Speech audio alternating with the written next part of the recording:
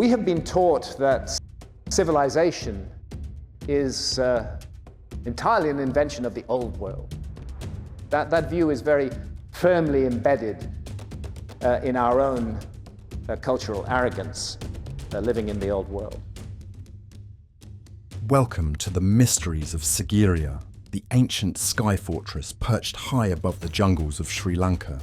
Imagine a towering rock rising 660 feet into the sky, crowned with a palace that seems to touch the clouds. But what puzzles the mind are: why and how did ancient humans build such an awe-inspiring structure, complete with a vast body of water, so high above the ground?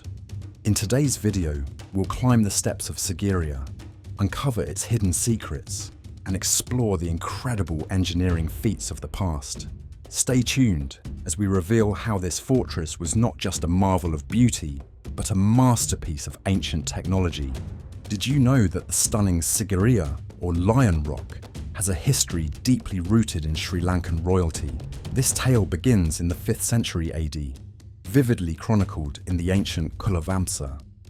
It documents the saga of King Kasyapa, who ruled from 477 to 495 CE. In a dramatic twist, Kasyapa seized the throne from his half-brother Moggallana, setting the stage for a story of intrigue and architectural brilliance.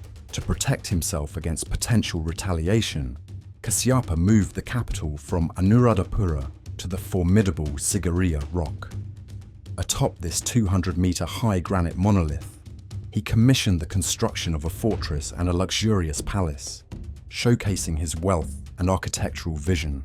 However, after the fall of Kasyapa's dynasty, Sigiriya slipped into obscurity, cloaked by dense forest overgrowth and fading from collective memory.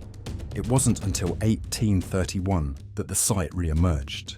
That year, Major Jonathan Forbes of the 78th Highlanders, part of the British Army, rediscovered Sigiriya during a horseback expedition through the central forests of what was then Ceylon, now Sri Lanka. Stumbling upon this magnificent rock fortress and its ruins, Forbes's findings reignited global interest. His detailed writings and sketches brought Sigiriya back from obscurity, captivating colonial officials and scholars alike, and paving the way for future archaeological explorations.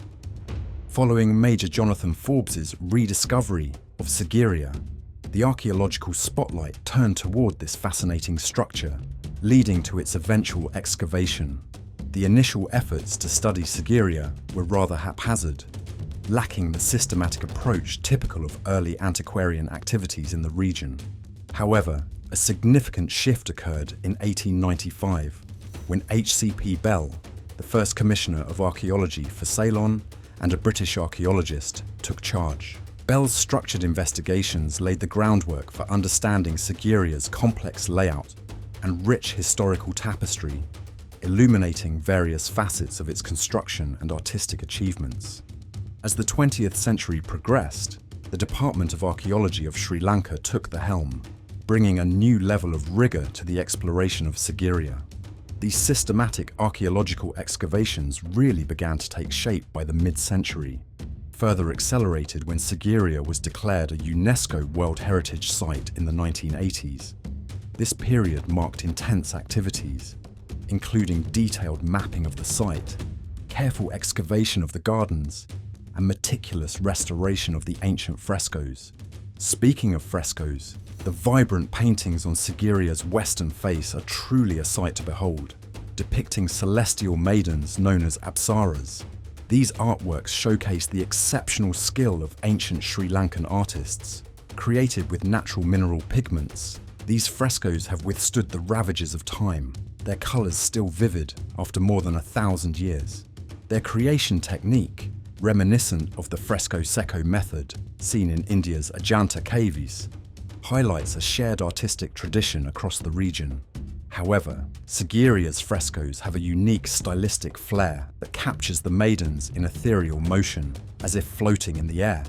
The site's water gardens are yet another marvel. Unearthed through diligent excavation, these gardens reveal an intricate hydraulic system featuring pools, pavilions, and dynamically engineered fountains. This level of sophistication in water management suggests comparisons with the legendary Hanging Gardens of Babylon, illustrating that such engineering marvels were not confined to the Western world. Sigiria's gardens were not only aesthetically pleasing, but also a demonstration of advanced hydraulic technology and urban planning by ancient engineers.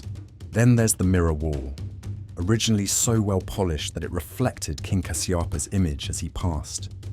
Over centuries, this wall became a canvas for the thoughts and musings of visitors, covered in inscriptions that date back to the 6th century. These writings, ranging from poetry to personal reflections, provide a unique glimpse into the minds of ancient travelers, similar to modern-day guestbooks. This tradition of leaving one's mark is a human impulse seen across cultures and epochs, evident in places as far-reaching as the pyramids of Giza, where ancient graffiti also tells stories of those who came before us. Exploring further into the architectural wonders of Sigiriya, let's delve into why this location was chosen for such a grand fortress. The natural setting of Sigiriya itself offers some clues. Rising about 200 meters above the plains, the sheer height of this massive rock column provided unparalleled defensive benefits. This elevation was not just daunting for potential invaders to scale, but it also offered inhabitants a broad vantage point, allowing them to see for miles and spot any approaching threats long before they reached the fortress. The rock's steep and rugged sides further shielded the fortress, making direct assaults nearly impossible without advanced siege techniques. Just above the water gardens, the boulder gardens of Sigiriya paint a vivid picture of how natural landscapes were skillfully incorporated into the fortress's design. This area is dotted with large, naturally occurring boulders that have been cleverly integrated into the overall layout. Winding pathways snake around these colossal stones, leading to hidden nooks and strategic lookout points. These boulders weren't just pleasing to the eye. They played a crucial role in the fortress's defense, acting as natural barriers and fortified posts. This strategic use of natural rock formations is somewhat akin to the serene rock gardens of Ryoanji in Kyoto, Japan. Although both gardens feature natural stones, Sigiriya's boulder gardens were primarily designed for defense and control, while Ryoanji's layout aims for contemplation and aesthetic appreciation. Climbing higher, the terraced gardens mark the final stages of the ascent to Sigiriya's summit. Here, a series of staircases and pathways are carved directly into the rock face, not only facilitating access to the top, but also allowing for the cultivation of gardens and the construction of small structures along the way. This method of using terraces can be compared to the ancient Incan city of Machu Picchu, which also features gardens cut into mountainous terrain. As we've ascended through the layered terraces and lush gardens of Sigiriya, it's impossible not to marvel at its defensive capabilities, which are as impressive as its architecture.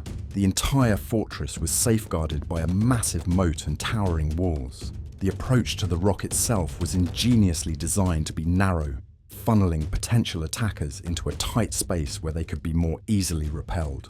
Throughout the fortress, large boulders were strategically placed, ready to be rolled down on invaders, and certain staircases were cleverly designed to be easily removable or destroyed, preventing enemy progression. Drawing an interesting parallel, the construction feats of Sigiriya can be likened to those of the Incas' Machu Picchu in Peru. Both iconic structures were built in demanding locations, yet they demonstrate an extraordinary ability to blend architectural elements with the natural landscape. Machu Picchu, nestled between mountain peaks and featuring agricultural terraces and planned residential areas, echoes Sigiriya's integration of form and function within its environment. The scale of material moved, and the meticulousness of Sigiriya's construction spotlight its stature as a marvel of ancient urban planning and engineering.